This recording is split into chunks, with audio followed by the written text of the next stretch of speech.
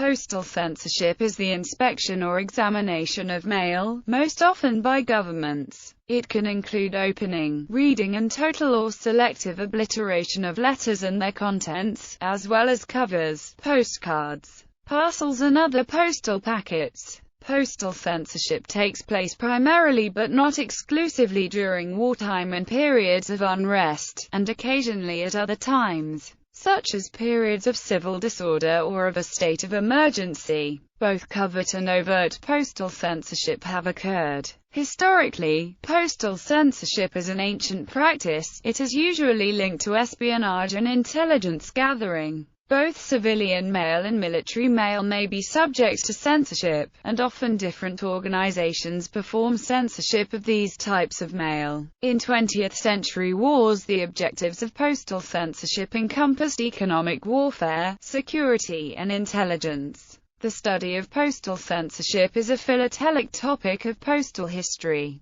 Military mail. Military mail is not always censored by opening or reading the mail, but this is much more likely during wartime and military campaigns. The military postal service is usually separate from civilian mail and is usually totally controlled by the military. However, both civilian and military mail can be of interest to military intelligence, which has different requirements from civilian intelligence gathering. During wartime, mail from the front is often opened and offending parts blanked or cut out, and civilian mail may be subject to much the same treatment. Prisoner of war and internee mail. Prisoner of war and internee mail is also subject to postal censorship, which is permitted under Articles 70 and 71 of the Third Geneva Convention. It is frequently subjected to both military and civil postal censorship because it passes through both postal systems. Civil mail. Until recent years, the monopoly for carrying civilian mails has usually been vested in governments, and this has facilitated their control of postal censorship. The type of information obtained from civilian mail is different from that likely to be found in military mail. Countries known to have enacted postal censorship. Throughout modern history, various governments, usually during times of war, would inspect mail coming into or leaving the country so as to prevent an enemy from corresponding with unfriendly entities within that country. There exist also many examples of prisoner of war mail from these countries which was also inspected or censored. Censored mail can usually be identified by various postmarks, dates, postage stamps and other markings found on the front and reverse side of the cover. These covers often have an adhesive seal, usually bearing special ID markings, which were applied to reclose and seal the envelope after inspection. Britain and American colonies. During the years leading up to the American Revolution, the British monarchy and the American colonies manipulated the mail and newspapers sent between the various colonies in an effort to prevent them from being informed and from organizing with each other. Often mail would be outright destroyed.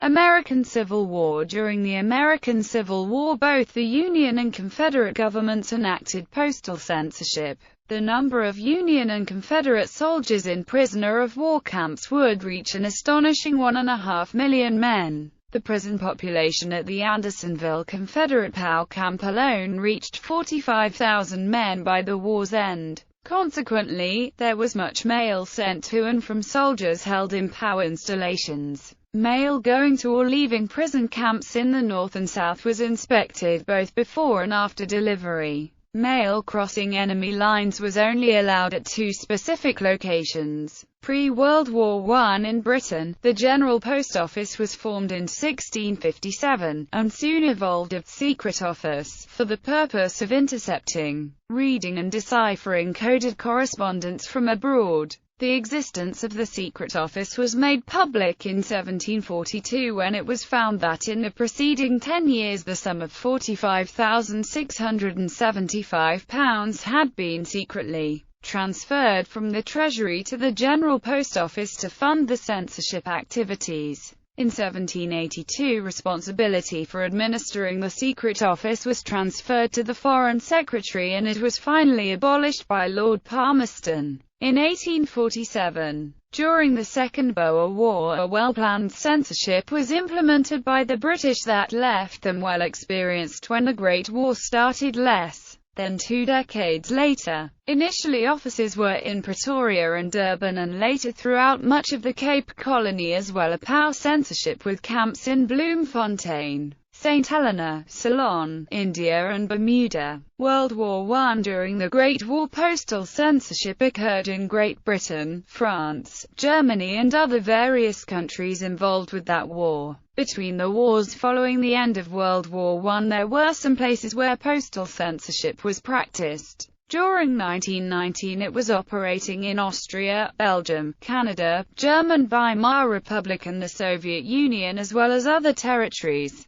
The Irish Civil War saw mail raided by the IRA that was marked as censored and sometimes opened in the newly independent state. The National Army also opened mail, and censorship of irregulars' mail in prisons took place. Other conflicts during which censorship existed included the Third Anglo-Afghan War, Chaco War, were the Italian occupation of Ethiopia, and especially during the Spanish Civil War of 1936 to 1939. World War II. During World War II, both the Allies and Axis instituted postal censorship of civil mail. The largest organizations were those of the United States, though the United Kingdom employed about 10,000 censor staff, while Ireland, a small neutral country, only employed about 160 censors. Both blacklists and whitelists were employed to observe suspicious mail or listed those whose mail was exempt from censorship.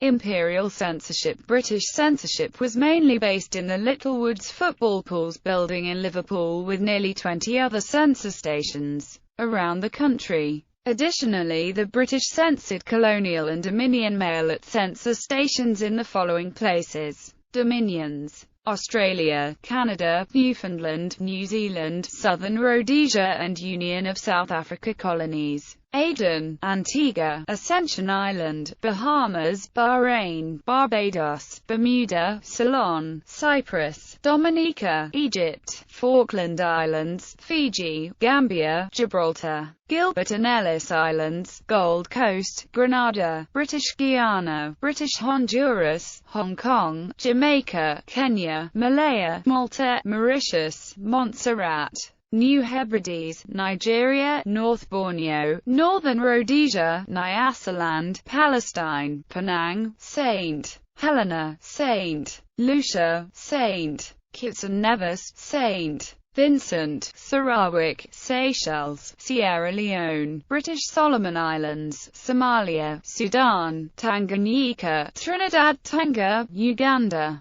Virgin Islands and Zanzibar. United States. In the United States, censorship was under the control of the Office of Censorship, whose staff count rose to 14,462 by February 1943. In the censor stations they opened in New York, Miami, New Orleans, San Antonio, Laredo, Brownsville, El Paso, Nogales, Los Angeles, San Francisco, Seattle, Chicago, San Juan, Charlotte Amalia, Balboa, Cristobal, David, Panama and Honolulu. The United States blacklist, known as U.S. Censorship Watch List, contained 16,117 names. Neutral counties. Neutral countries such as Ireland, Portugal and Switzerland also censored mail even though they were not directly involved in the conflict. Post-World War II. Following the end of hostilities in Europe, Germany was occupied by the Allied powers in zones of control. Censorship of mail that had been impounded during the Allies' advances, when postal services were suspended,